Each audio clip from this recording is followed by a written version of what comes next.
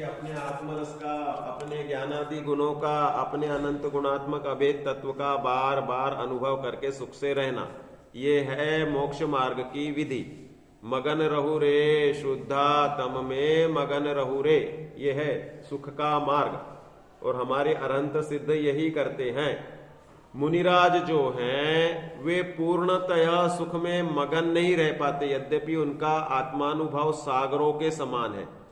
और अरहंत सिद्धों का अनुभव समझ लो लोकालोक भर के अनंत अलोकाकाश भी आ जाए तो भी उनके सुख का अंश को वे अलोकाकाश के प्रदेश बयान नहीं कर सकते, इतना सुख होता है अरहंत सिद्धों को, अनंत सुख। और मुनिराजों का सुख हम बोल रहे सागरों के समान। अपने आचार्य अमृत चंद्र देव तो लिखते हैं ना, मज्जंतु निर्भर ममी सममेव लोका, इसमें वे लिखते हैं कि जो आनंद रस शांत रस उछल रहा है वो लोकाकाश पर्यंत उछल रहा है। उसमें 32वां है ना ये कलश, मज्जंतु निर्भर ममी सममेव लोका आलोक मोचलति शांत रसे समस्ता आप्लाव्य विभ्रमतिरस्करणिम्बरेण प्रोन्मग्न एषमवबोध। भगवान अवबोध सिंधु समन्तात, कि भाई इस अपने चैतन्य समुद्र में सभी ओर से निमग्न होकर जो अलोकाकाश पर्यंत या संपूर्ण लोकाकाश पर्यंत आनंद रस उछल रहा है, इसमें एकाग्रता से लीन हो जाओ और यह साक्षात ज्ञान सिंधु भगवान अवबोध सिंधु का रसपान करो। प्रोन्मग्न एष भगवान अवबोध सिंधु, ये शब्द हैं प्रोन्मग्न भगवान अवबोध सिंधु। भगवान शब्द लिखते हैं आचार्य अमृत चंद्र देव मूल कलश में कि भगवान लक्ष्मी और वान मतलब लक्ष्मी वाला। तो लक्ष्मी कौन सी? कह रहे हैं कि अनंत दर्शन, अनंत ज्ञान, अनंत सुख और अनंत वीर्य, यह अनंत चतुष्टय रूपी लक्ष्मी ही हमारी चैतन्य लक्ष्मी है और इसका आनंद समग्र लोक के अंत पर्यंत उछलने वाला है और इसमें कभी कमी नहीं आती। तो मुनिराज का आनंद है सागरों के समान और गृहस्थ जीव का सम्यक दृष्टि, अविरति और देशव्रति, अविरति का आनंद बहुत अल्प बूंद समान लेकिन उसी जाति का, और देशव्रति का आनंद वह समझ लो कलश या गगरी आदि दो कषाय चौकड़ी के अभाव के कारण उतना गहरा है। साक्षात आनंद के वेदी तो निर्विकल्प होकर अनुभव रस पीने वाले होते, और ये चौकड़ियां, कषाय चौकड़ियां जैसे जैसे नष्ट होती है वैसे वैसे उतनी निर्विकल्पता सदा बनती है। जैसे समझ लो हमने विदेश जाने का त्याग ले लिया तो अब हमें कोई विदेश में जाने का कभी राग भी खड़ा नहीं होता। कोई सुना है कि भाई वहां पे अमेरिका में ऐसा हो गया या जर्मनी में ये हो रहा, वैसा हो रहा, ये हो रहा, तो हम कहते भाई हमारा तो त्याग है, सो हमें उस देश की कथा सुनने में भी इंटरेस्ट नहीं। हमें जब उस मार्ग में जाना ही नहीं है तो उसका हम सोचना करते क्या कि हम ऐसा सोचते क्या कभी कि भाई ये और मांसाहार में क्या गुण है, सुगुण है, ऐसा नहीं। हम तो उसके दुर्गुणों को सोच करके निवृत्त हो चुके हैं, तो हमें उन संबंधी चर्चा में भी रस नहीं आता। जो हमने निर्धार किया है, दृढ़ निर्धारण का नाम है सम्यक दर्शन। तो वह सम्यक दृष्टि दृढ़ श्रद्धानी होता है तो बारंबार चारित्र प्रकट करने के लिए यह मैं स्व हूं, यह मैं पर हूं, बार बार यह अभ्यास करता है। ये दिया ना इसमें, देखो इसे फिर से पढ़ते 136 को, सम्यक दृष्टेर्भवति नियतम ज्ञान वैराग्य शक्ति स्वं वस्तु त्वं कलयितुमयम् स्वान्य रूपाप्ति मुक्त्या यस्माद् ज्ञात्वा व्यतिकरमिदं तत्वतः स्वं परं च स्वस्मिन्नास्ते विरमति परात् सर्वतो रागयोगात्।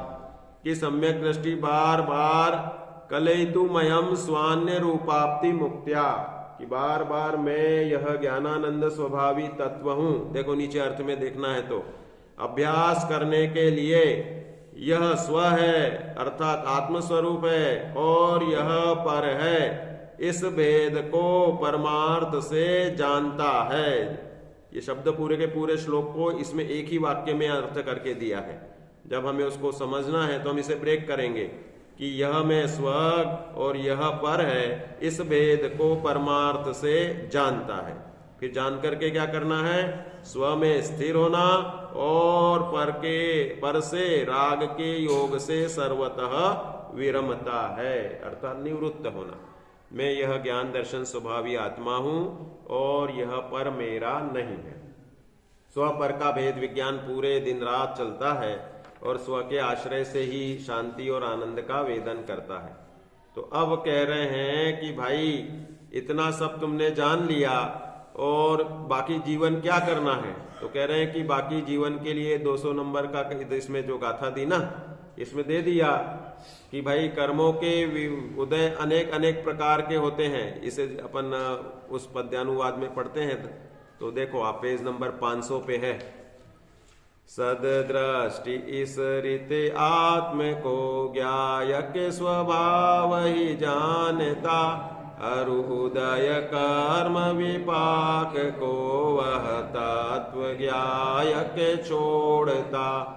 इसी को पद्यानुवाद डॉक्टर भारल्य जी ने लिखा, जो उदय कर्मों के विविध विध सूत्र में जिनवर कहें, किंतु वे मेरे नहीं, मैं एक ज्ञायक भाव हूं। फिर उसके आगे भी दिया है, उदगल कर्म है राग उसके, उदय ये परिणाम है, किंतु ये मेरे नहीं, मैं एक ज्ञायक भाव हूं। देखो जानक सहावम शब्द दिया है मूल गाथा में। मैं ज्ञायक भाव हूं, ज्ञायक स्वभाव मेरा है, जानक भाव, जानक सहावम, ज्ञायक स्वभावम। तो इसलिए जितने भी कर्मों के उदय हैं, भाई कर्मों का उदय कब तक चलेगा? जब तक मोक्ष नहीं होगा। तो उसमें ये संसार के हमें अनेक तन, जितने जिसके तन या शरीर के संयोग मिलने उतने मिलेंगे, और वह उसके अनुसार उसके राग द्वेष भी चारित्र मोह के योग्यता वशात पूर्व नियोग वशात, नियोग शब्द लिखते हैं। नियोग मतलब जो कर्म के उदय नियम से भोगने में ही आएंगे, उसे कहते हैं नियोग। कि भाई हमने अच्छा माना कि सोनागिर की वंदना करना अच्छा है, तो ऐसे कभी माना था तो आपको उसका आदर भाव होने से कोई कर्म बंध गया। कर्म बंध करके आपको सोनागिर की वंदना का नियोग वशात समागम हुआ, पहुंच गया। लेकिन तब तक आपकी धर्म की रुचि घट गई। तो आप क्या करने लग गए कि सोनागिर में जाकर के भी यहाँ वहाँ घूमना, खाना पीना, और भगवान के यहाँ तो 1 मिनट में सिर धोक दी और फिर नीचे आके खेलने लग गए। तो इस तरह से आपने किया तो नियोग पूर्ण हो गया।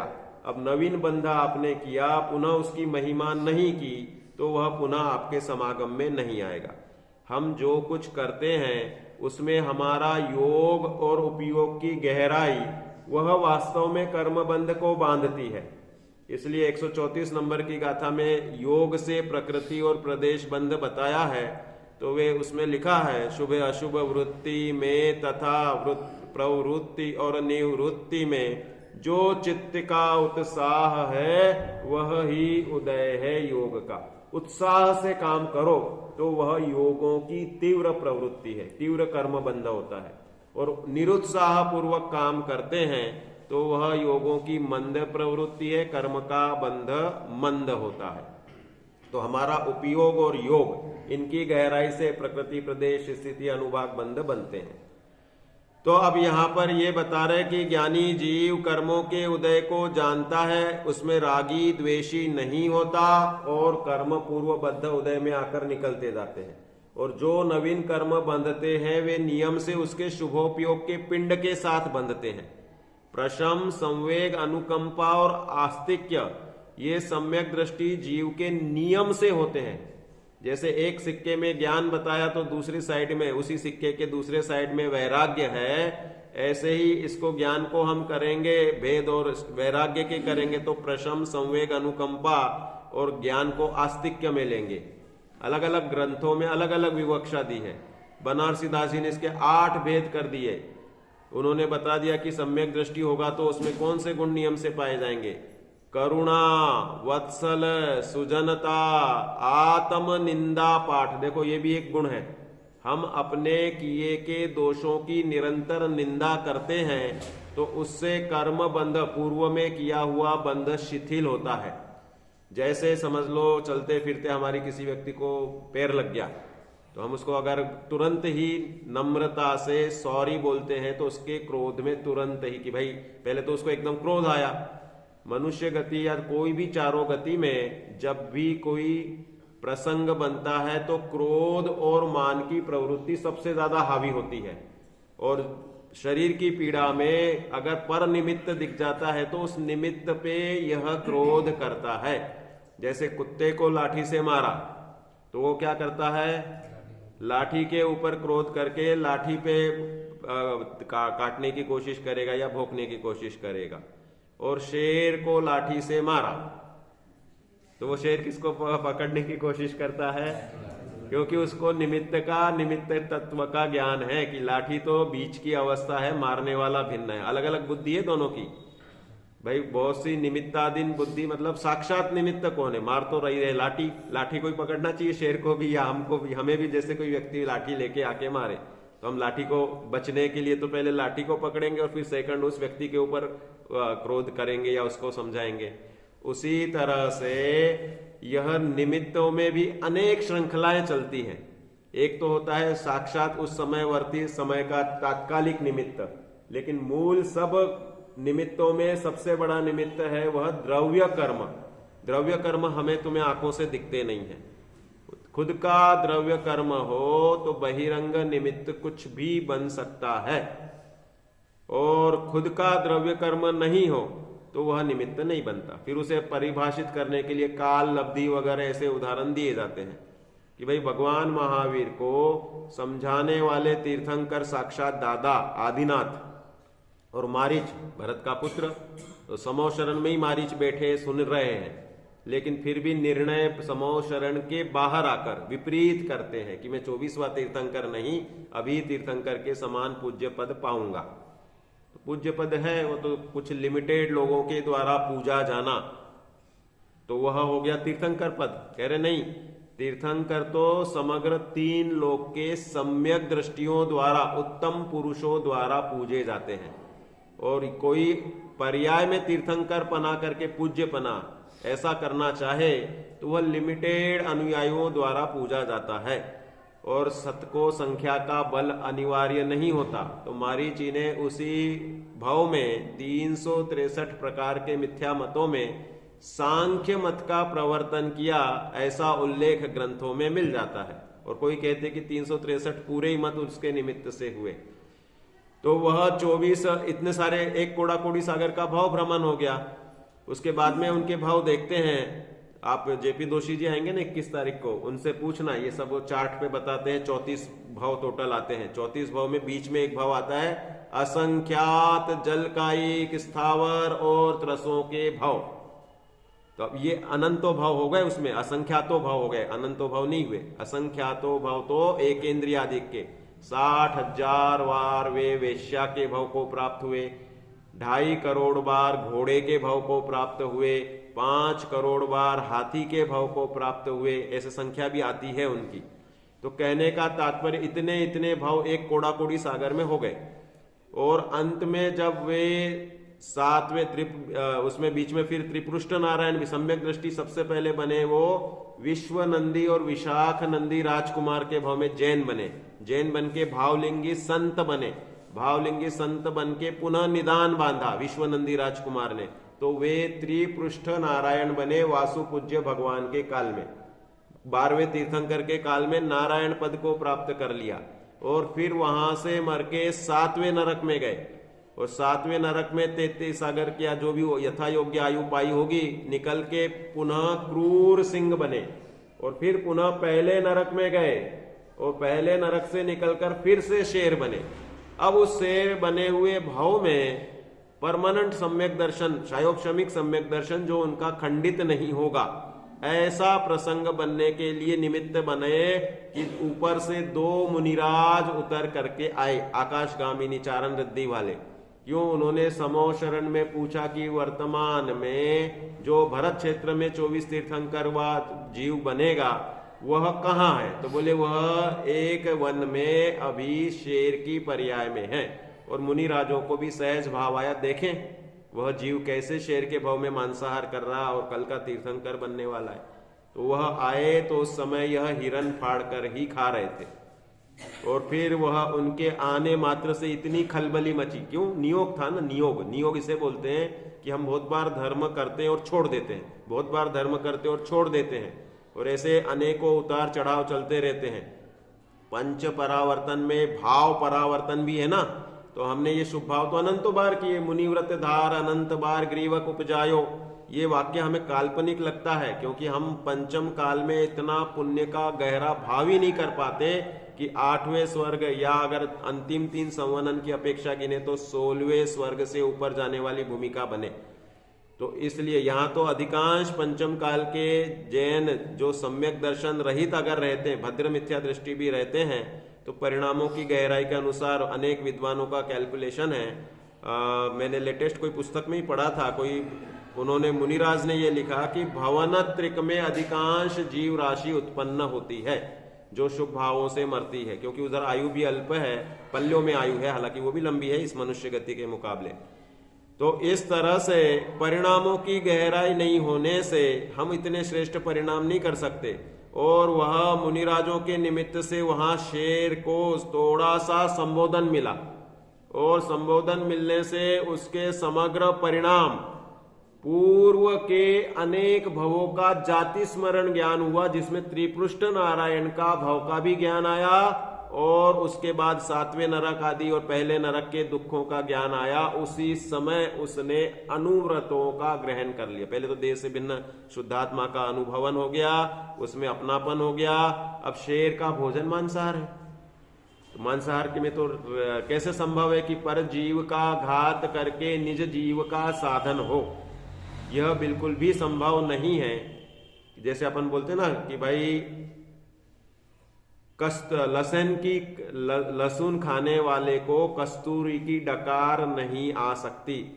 लहसुन की दुर्गंध की आएगी, कस्तूरी की नहीं आएगी। दोनों ही अभक्ष्य हैं। कस्तूरी प्राणिज है, हिरण की नाभि में पाए जाने वाला पदार्थ है, और उससे आयुर्वेदिक औषधि कस्तूरी वटी वगैरह बनती है, वो अपने खाने योग्य नहीं है। और लहसुन भी कंदमूल होने से, अभक्ष्य अनंतकाय होने से उसे भी हम नहीं खाना चाहेंगे। लेकिन उदाहरण में समझने में बाधा नहीं है कि लहसुन की थोड़ी एक दुर्गंध, तेज उग्र गंध होती है, और कस्तूरी में इतनी सुगंध होती कि हिरण भी गाफिल होकर के उसको ढूंढने लालायित होता है। तो वह सुगंध दुर्गंध पदार्थ का निमित्त से जैसे सुगंध का वेदन नहीं हो सकता, उसी प्रकार से जो मांसाहार आदिक अवस्थाएं हैं, इनमें दया मूलक अपने आत्म परिणाम का अनुभवन होकर के सम्यक दर्शन नहीं हो सकता। ऐसा सहज निमित्त है, नियम है। और पहले इसलिए यह भूमिका छोड़ना जरूरी है। और शेर ने वह मांसाहार उसी समय छोड़ा। और लिखते हैं कि इतना उसने कषायों की मंदता की, 2 कषाय चौकड़ी का अभाव कर दिया। व्रत अनुव्रत ग्रहण हो गए ना, तो कह रहे हैं कि व्रत प्रतिमा जैसी भूमिका बन गई। और वह उसे कौवे नोचे, पक्षी नोचे, वो पड़ा रहे ऐसा ही कमजोर होता जाए। जब भी शेरों के मरण देखोगे आप कहीं पे, तो बूढ़े होने के बाद शेर शिकार करने में असमर्थ हो जाता है, तो पड़ा रहता है। और फिर वो ये दूसरे पक्षी या कोई पशु वगैरह उसको छेड़े, ये लोमड़ी और ये सियार वगैरह होते हैं, तो ये उसको खींच खींच के परेशान करते, पूंछ को खींचेंगे, यहाँ काटेंगे वहां काटेंगे, तो भी वह उसका प्रतिकार नहीं कर पाता, इतना क्षीण हो जाता है। इनकी भूख 15 दिन की होती है। 15 दिन में इनको एक बार भोजन कर लें शेर, तो 15 दिन तक इनको खाने की जरूरत नहीं पड़ती, उसके बाद भूख लगने लगती है। तो इस तरह से इनके सब ये सब डिस्कवरी चैनल वगैरह पे इसके आते रहते हैं।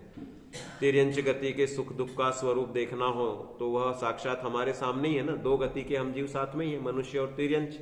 नारकी और देव नहीं मिलते। देव पहले मिलते थे, गांव गांव में व्यंतर आते थे और अपने पूर्व भाव का संबंध बताते थे।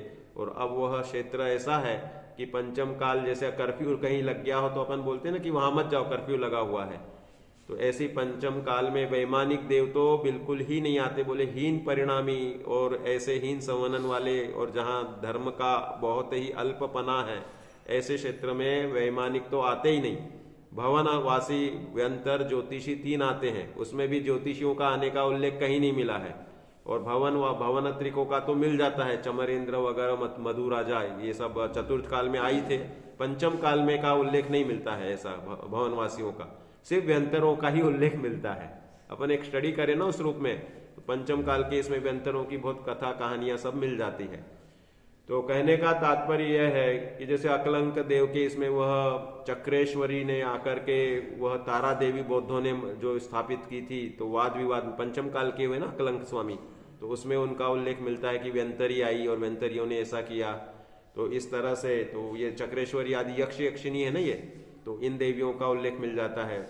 पात्र केसरी हुए, उनको पार्श्वनाथ भगवान के फन पर श्लोक लिख करके जैन मत के अनेकांत का शंका समाधान पद्मावती देवी ने किया, ऐसा उल्लेख पात्र केसरी जो पंचम काल के हुए, और उन्होंने फिर ब्राह्मण धर्म छोड़कर जैन धर्म अंगीकार किया। उनकी कथा में उनके उल्लेख मिलते हैं, शिलालेखों पे मिल जाते हैं कि अनेक व्यंतरियों या देवियों ने, देवों ने मदद की लोगों की, ऐसा भी मिल जाता है।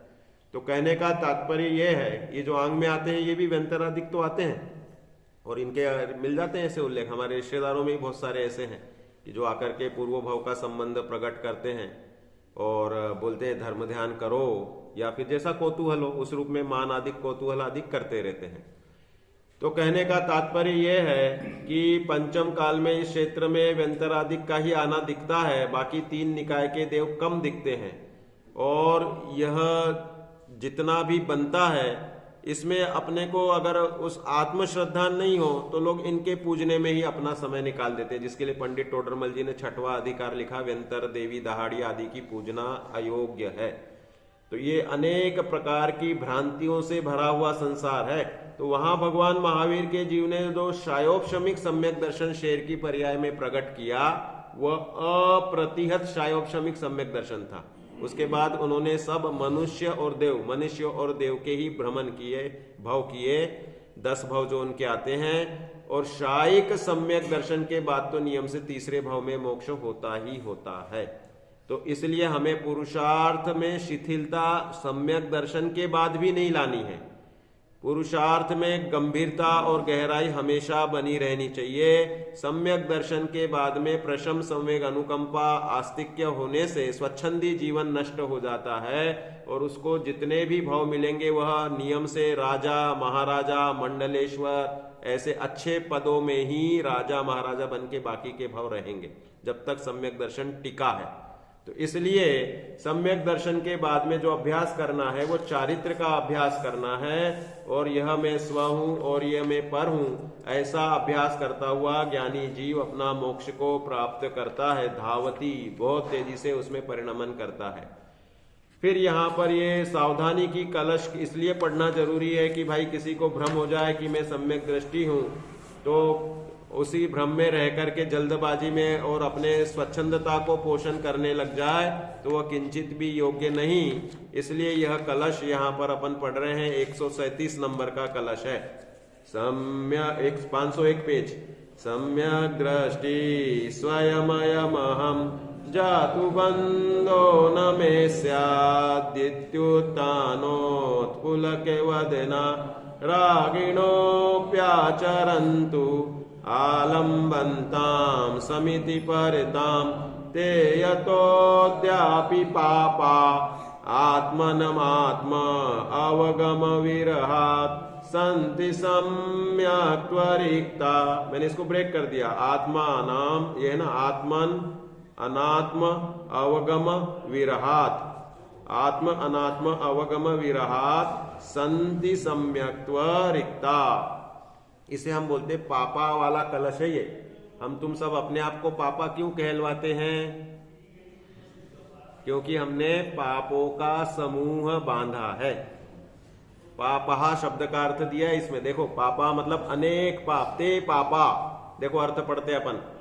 यह मैं स्वयं सम्यक दृष्टि हूं, मुझे कभी बंध नहीं होता क्योंकि शास्त्रों में सम्यक दृष्टि को बंद नहीं कहा है। ऐसा मानकर जिनका मुख गर्व से ऊंचा और पुलकित हो रहा है, ऐसे रागी जीव, परद्रव्य के प्रति राग द्वेष मोह भाव वाले जीव भले ही महाव्रतादि का आचरण करे। यहां स्वच्छंदता में क्या दिखा रहे हैं? कह रहे हैं कि स्वच्छंदता नहीं है। मुनिराज का उदाहरण देके दे रहे हैं, कह रहे हैं कि जब तक भेद विज्ञान नहीं हुआ और परद्रव्य के प्रति राग द्वेष मोह है तो अच्छे से अच्छा काम भी करे, तो भी देखो महाव्रतादि का आचरण करे और समितियों की उत्कृष्टता का आलंबन करे, तथापि वे ते पापा, वे पापी ही हैं, पापी मिथ्या दृष्टि ही हैं, क्योंकि वे आत्मा और अनात्मा के ज्ञान से रहित होने से सम्यक्त्व से रहित हैं। तो ये बात यहां पर बता रहे हैं कि भ्रम नहीं ले लेना कि हमें सम्यक दृष्टि हो गया हूं, क्योंकि सम्यक दृष्टि ऐसा हो गया हूं और मुझे कभी बंध नहीं होता, ऐसा उसने मान लिया। क्योंकि ज्ञानी को बंध नहीं होता ऐसा आगम में कहा है। इसकी पहली गाथा में कह दिया बनारसी दास जी ने, ज्ञानी के भोग निर्जरा के हेतु हैं, तो वह भोगों की प्रवृत्ति करे तो स्वच्छंदी है, ये तो हमें समझ में आता है। लेकिन कह रहे हैं कि भले वह समिति वगैरह, क्या मुझे चारित्र पालन करना है तो मुनि दीक्षा ले ले साहब, और बहिरंग चारित्र पाले, अंतरंग में 3 कषाय चौकड़ी का अभाव नहीं हो। उनके लिए यह बात कह रहे हैं कि चारित्र तो वास्तव में 3 कषाय चौकड़ी का अभाव है। तुम बहिरंग आचरण करते रहोगे और अंदर में राग द्वेष भाव नष्ट नहीं हुए तो वे वैसे ही पापी ही हैं। कौन से पापी? मिथ्या दृष्टि शब्द लिख रहे हैं। 3 प्रकार के पाप होते हैं अपने। कौन से पाप होते हैं? एक होता है अभिप्राय का पाप, और एक होता है परिणाम का पाप, और तीसरा होता है क्रिया का पाप। भाई जैसे समझ लो मैं किसी व्यक्ति को मारने के लिए यहां से उठा के और कोई ये समझ लो लकड़ी का ये फेंक के किसी को मारा। अब मारने के इसमें मेरी क्रिया हुई, मेरे परिणाम हुए, और एक अभिप्राय रहता है। अभिप्राय के 2 भेद करने पड़ते हैं, एक सूक्ष्म अभिप्राय और एक होता है स्थूल अभिप्राय। अभिप्राय को हम जोड़ेंगे मान्यता से। पहला तो पाप लगता है हमेशा दर्शन मोहनीय का। दर्शन मोहनीय में मिथ्यात्व नाम का कर्म है ना, मैं मार सकता हूं, मैं बचा सकता हूं, मैं किसी को जिला सकता हूं या सुखी दुखी कर सकता हूं। उसके सब आगे गाथा, इसके पहले इसी में आगे आएगी सब। बंध अधिकार में गाथाएं दी ना, अध्यवसान अधिकार नाम दे देते हैं हम बंध अधिकार को। अध्यवसान मान्यता, मैं सुखी करता, मैं दुखी करता, मारता या भोगता, ये जितनी भी मान्यता है, ये सब मान्यता से हम मिथ्यात्व नाम का कर्म बांधते हैं। ठीक है, अब मिथ्यात्व को रख दो अलग। अब हम करते हैं कि भाई अभिप्राय, स्थूल अभिप्राय, और फिर बाद में परिणाम, और तीसरा है क्रिया। तो अब इसमें हमें योगसार की गाथा मार्गदर्शन देती है। वह लिखती है कि परिणाम से ही बंध है अरु मोक्ष भी परिणाम से, इसलिए है भव्य जन परिणाम को पहचानिए। ये तो योगसार ने आधार दे दिया कि परिणाम से ही बंध है। फिर पंडित टोडरमल जी लिखते हैं कि परिणाम सुधारने का सतत उपाय करना और उनके बिगड़ने का भय रखना। ठीक है ना, ये दूसरा हमें आधार मिल गया। तो परिणाम से ही बंध और परिणाम से ही मोक्ष है, ऐसा जब मिल गया तो अब इस परिणाम के भेद करो कि भाई जैसे राजा श्रेणिक के लिए चेलना की शादी कराने के लिए अभय कुमार ने उन्हीं चेलना के मतलब चेटक राजा के राजमहल में स्थित जिन मंदिर में महापूजाएं आयोजित की और अनेक प्रकार के भक्ति रस से भजन आदि से चेलना को जैन होने का भरोसा और जैन धर्म की उधर श्रेणिक राजा के यहाँ बहुत अच्छी महत्ता है, ऐसा दिखाया। तो परिणाम तो उस समय गाने के हो रहे, भजन गाने के हो रहे, लेकिन अभिप्राय क्या था कि चेलना को रिझाना है। बहुत बार हमारे भी मंदिर में ऐसी होते हैं ना कि 4 लोग देखने वाले होते हैं, तो हमारे परिणाम भक्ति के तो हैं ही, लेकिन वह दिखाने के परिणाम भी हावी हो जाते हैं, तो अभिप्राय थोड़ा बिगड़ जाता है। एक होता है तत्काल परिणाम, और परिणामों के पीछे लगा दो क्यों, कि भाई हम क्यों मंदिर आना चाहते हैं? अरे साहब मैं बिजनेस करता हूँ, मेरी क्रेडिट बननी चाहिए, लोगों को लगना चाहिए मंदिर आते हैं, सज्जन हैं, इनका व्यवहार अच्छा होगा, ईमानदारी से करेंगे, एक रेपुटेशन बनती है ना मंदिर आने वालों की। इस बुद्धि से अगर हम दर्शन पूजन करते हैं तो वास्तव में वह तो पाप मूलक अभिप्राय हुआ, आजीविका का अभिप्राय हुआ, लोगों में प्रदर्शन का अभिप्राय हुआ। हम शास्त्र पढ़ रहे हैं, क्यों पढ़ रहे हैं साहब? अरे यश होगा, ख्याति होगी, मान होगा, लाभ मिलेगा। अगर ऐसा अभिप्राय है तो वह सांसारिक अभिप्राय से पढ़ना हुआ, और स्वयं के कल्याण बुद्धि से और एक ज्ञान दान की निमित्त से दूसरे के परिणाम सुधार देना, उसमें निमित्त बन जाना, ये सबसे बड़ा साता वेदनीय का आश्रव का कारण है। भूत वृत्यानुकंपा, अनुकंपा में आता है ये कि भाई मुझे कोई बात समझ में आ गई तो स्वयं का उपयोग लगेगा, तो ये तो एक अभिप्राय है ही, और दूसरा भी मेरे निमित्त से परिणाम सुधार ले, उसे अनुकंपा कहते हैं। कि भाई हम किसी गरीब को भोजन दे रहे हैं तो क्या है, वो अनुकंपा है, और साधर्मी को भोजन दे रहे हैं तो वह उसमें भक्ति भाव भी आ जाता है, तो जघन्य पात्रदान का उसमें अंश आ गया। पात्रदान और करुणा दान में अंतर है। करुणा दान में धर्मपना नहीं देखा जाता, कबूतर को दाना डालना, चींटियों को आटा डालना, ये सब चलते हैं ना छोटे छोटे काम, कि भाई बहुत सारे लोग इस प्रकार के क्षुद्र पुण्य बोलते हैं और इसका बाधा काल अल्प रहता है, तो फटाफट उनके छोटे मोटे बिजनेस अच्छे चलने लगते हैं। तो कहने का तात्पर्य यह है कि उस परिणामों के पीछे जो हमारी वांछा है कि भाई मुझे लौकिक अनुकूलता मिले, खूब स्वर्ग की संपत्ति मिले, इसलिए मैं इसे भगवान के दर्शन करता हूं, क्योंकि दर्शन को भगवान का दर्शन करना, दर्शनम देव देवस्य दर्शनम पाप नाशनम दर्शनम स्वर्ग सोपानम। ये आप जो सीढ़ियां चढ़ के जाते हो ना, ये मंदिर की सीढ़ियां नहीं होती, ये स्वर्ग की सीढ़ियां होती है। आप हर सीढ़ी के साथ में स्वर्ग को जाने वाला पुण्य बांधते हो, ये भक्ति भाव का शुभोपयोग का एक बेनिफिट है। अब वो कोई इसी पे नजर रखे और इस वांछा से, लौकिक वांछा से करे तो पुण्य तो बंधेगा।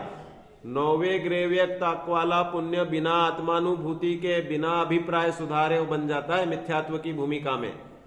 तो इसलिए ये तो फेल कर ही नहीं सकते कि आप कहोगे कि भाई किसी ने अनंत भगवान की पूजा इसलिए रचाई कि उसे 10 लाख का फायदा हो, तो इसलिए उसने पूजन रचाई, विधान रचाया। तो कह रहे हैं कि उसमें उसका मिथ्यात्व का तो अभिप्राय पुष्ट हो गया, तो वो दर्शन मोहनी का तो पाप बंधा, लेकिन उसने ऐसा नहीं कि ये पूजन कर ली और उसने इस पूजा में भी पाप बांध लिया। नहीं, पूजा में परिणाम निर्मल हुए, लेकिन जिस पुण्य पूजा से भाव का अभाव हो सकता था उसने अल्प पुण्य में संतुष्ट कर लिया। ये जो निदान बांधने वाले जितने भी घटनाएं होती हैं, पूर्व में भावलिंगी संत होते हैं और परिणाम ऊंचे नीचे चलते रहते हैं पुराने संस्कारों से। तो ऐसे उस अवस्था के कारण ये विद्याधर की विभूति देख करके, और जो विश्वनंदी मुनिराज थे, जो महावीर भगवान का जीव, उसने विद्याधर की विभूति देखी, जो कि विश्वनंदी स्वयं अनेक विद्याओं का धनी था, राजकुमार था। उसके इसमें इतनी ताकत थी कि खंबा हो तो खंबे को अपने हाथों से उखाड़ देता था, वृक्ष हो तो वृक्ष को उखाड़ देता था। विशाख नंदी और विश्वनंदी ये दोनों काका और पिता के मतलब ऐसे सगे कजिन भाई थे। क्या हुआ कि विश्वनंदी के पिता ने ले ली मुनि दीक्षा, तो उन्होंने अपने छोटे भाई विशाख दत्त को दे दिया राज्य और विश्वनंदी को बना दिया युवराज। कुमार काल चलता है ना, सब तीर्थंकरों का कुमार काल लिखा रहता है। कुमार काल मतलब युवराज काल, फिर लिखा रहता है राजा काल, राज्य काल। तो वे राजा बनके वे राज्य करते हैं, उसे बोलते हैं राज्य काल। और अगर फिर चक्रवर्ती होगा कोई तो लिखा जाएगा चक्रवर्ती का विजय काल, और फिर उसके बाद में लिखा जाएगा चक्रवर्ती काल, और उसके बाद में लिखा जाएगा उनका संयम काल। सबके जीवन के ऐसे वृत्तांत मिलते हैं। जैसे श्री कृष्ण नारायण का है तो इनका कुमार काल 16 वर्ष का है, फिर इसके बाद में उनका राज्य विजय काल 8 वर्ष का है। ये भी नारायण थे ना, श्री कृष्ण नारायण। फिर बाद में 920 वर्ष तक वे नारायण पद में रहे। और कितने हो गए ये इधर, मतलब 80 वर्ष उनके जीवन से कम कर दो तो 920 वर्ष तक वे नारायण पद पे आरूढ़ रहे। 1000 वर्ष की श्री कृष्ण इनकी आयु थी। लक्ष्मण के भव के 12,000 वर्ष की आयु थी लक्ष्मण की, तो वे उसमें उनको विजय काल भी है ना, जो अपन रामायण की घटना राम और रावण की मानते हैं, यह लक्ष्मण और रावण के विजय का, नारायण प्रति नारायण का युद्ध था, श्री कृष्ण और जरासंध का युद्ध था, उसमें ये महाभारत वाले एक दूसरे घुसे हुए हैं, मतलब ये इनका युद्ध कौरव पांडवों का प्रतिपादित किया। तो जैन दर्शन से अगर हम सब देखते हैं तो लक्ष्मण के इसमें भी 11,000 वर्ष तक वे नारायण पद में, 11,520 वर्ष का उनका आता है कि वे नारायण पद में रहे, नारायण पद में ही मरे, ये एकदम से उसी में मरण होता है राज्य की अवस्था में, और फिर उनका भूमिका अनुसार तीसरे नरक में या जो जैसे भूमिका हो, त्रिपृष्ठ नारायण 7वें नरक में गए। तो कहने का तात्पर्य कि निदान से तप को जिन्होंने पूर्व भाव में दूषित किया, भले उसी वैभव को उन्होंने पूर्व में भोगा था और फिर से उसमें आ जाते हैं, ऐसे बहुत सारे उदाहरण आगम में मिल जाएंगे, तो वे उस पुण्य को मिलना तो उन्हें था अरबों रुपए, लेकिन उन्होंने क्या वांछा बांध ली कि मुझे तो 200 रुपए मिल जाए साहब। अरब में 200 रुपए तो यूं ही गर्भित है, लेकिन जो तीव्र परिणाम हुए ना आसक्ति के, जैसे बहुत सारे लोगों को ऐसे घूमते फिरते कोई चीज ऐसी दिखी अच्छी तो चाहते कि ये अभी के अभी लेनी है, तो वो उसके पीछे आसक्ति के पीछे बोलते कि यार सब काम छोड़ो ये करो, अरे वो तो छोटी सी चीज है आ जाएगी, लेकिन वो मुख्य काम को भी छोड़ के उसमें अगर लग जाए तो फिर वह उस काम में ही उसका उपयोग चला जाता है और मुख्य काम रह जाता है। ऐसे ही महान पुण्य बंधने थे सागरों की आयु के, लेकिन वो ऐसे क्षुद्र उस निदान में बांध लेते हैं, तो उनकी श्रद्धा की ढिलाई की निशानी है ये, है ना, दृढ़ नहीं है। भाई हमें दृढ़ श्रद्धान हो तो हम अपने लक्ष्य से च्युत नहीं होते, और दृढ़ श्रद्धान नहीं हो तो लक्ष्य छोड़ देते, चारित्र छोड़ देते हैं। मुनिराज ने अपना 7वां 6वां गुणस्थान छोड़ के पहले गुणस्थान में आके निदान बांध लिया, और निदान बांध लिया तो बस उसके फल में वह उस भोग में तो प्रवृत्त होंगे। पापानुबंधी पुण्य को निदान बोलते हैं कि चक्र, ये जो नारायण प्रति नारायण इन्होंने जो निदान बांधा था तो पुण्य तो मिला, पुण्य में भोगा, और पाप का अनुबंध किया और 7वें नरक या तीसरे नरक जैसे जैसे हैं वे उसमें गए। 2 चक्रवर्ती नरक गए, उसका भी कारण एकमात्र पूर्व जन्म का निदान था, शुभम और ब्रह्मदत्त चक्रवर्ती। तो परिणाम ऐसे गिरते उठते चढ़ते रहते हैं, और अभिप्राय उसके अनुसार मिथ्यात्व का होगा तो गारंटी है कि 2-4 भाव अच्छे करके और वो फिर स्थावरों में अपना समय बिताएगा। मिथ्यात्व का फल अनंत संसार, सम्यक्त्व का फल संसार का अभाव, ये है दर्शन मोहिनी के अभिप्राय का फल। और बाकी फिर परिणाम में तुम किस रूप में परिणाम गहरे कर रहे हो, पेमेंट पे जिसको अपन म्यूजिक बजाने बुला रहे या गाने बुला रहे, तो वो जैन भजन भी अच्छे भाव विभोर होके ये सब गाते ही है ना, बहुत सारे अपने कलाकार वगैरह जो जैन नहीं है और उनको अपन भजन गाने के लिए देते हैं, तो अच्छे ऐसे लगता है कि यार कितना भाव विभोर होके गा रहा है, क्योंकि हमारे भाव उसमें गहरे होते तो हमें लगता है कि सामने वाले ने भी भाव विभोर होके गाया, लेकिन उसकी ध्वनि की और उसकी पद्धति ऐसी हो जाती है कि वह उसमें उसकी अच्छी भाव विभोर आवाज निकल जाती है। लेकिन भाव विभोर तो हम होते हैं, तो हमें सामने वाले की महिमा आती है। ये वाणी अच्छी लग रही है तो आपको खुद की भावों में गहराई है तो ये वाणी अच्छी लग रही है, नहीं तो जिनको नहीं अच्छी लगनी होती वो बोलते नहीं यार कुछ नहीं, वो तो आत्मा आत्मा कर रहे हैं, ऐसा भी होता है। तो कहने का तात्पर्य यह है कि परिणामों की गहराई व अभिप्राय दर्शन मोहिनी का अलग कर दो तो चारित्र मोहिनी में भी जो गहराई होती है उसको हम सूक्ष्म स्थूल अभिप्राय कहेंगे, और उस अभिप्राय के साथ की हुई भक्ति कि भाई हमारा रोज का ही परिणाम है कि हम 24 घंटे धर्म ध्यान करें, किसी से झूठ नहीं बोलें, किसी से चोरी नहीं करें, कोई कुशील नहीं करें, सबके अच्छे अभिप्राय चलते ना, तो बोलते मन से तो हम साफ हो गए। अब परिणामों में फिर चलता ही रहता है कि भाई हम पढ़ना तो चाहते हैं लेकिन पढ़ने का समय नहीं मिल रहा, कोई ऐसा बन गया कि एक आ रहा वो जा रहा। जैसे राजा लोग अनाउंस कर देते थे कि मुनिराज के लिए हम चौका लगाएंगे, नगर वाले नहीं करें।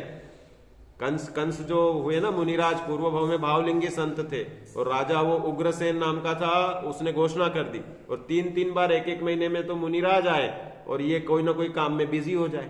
तो अभिप्राय तो उस राजा का अच्छा था, लेकिन परिणाम उसके उस समय तत्काल रूप से बिगड़ रहे थे, तो वह निमित्त नैमित्तिक संबंध बन के और बन गया।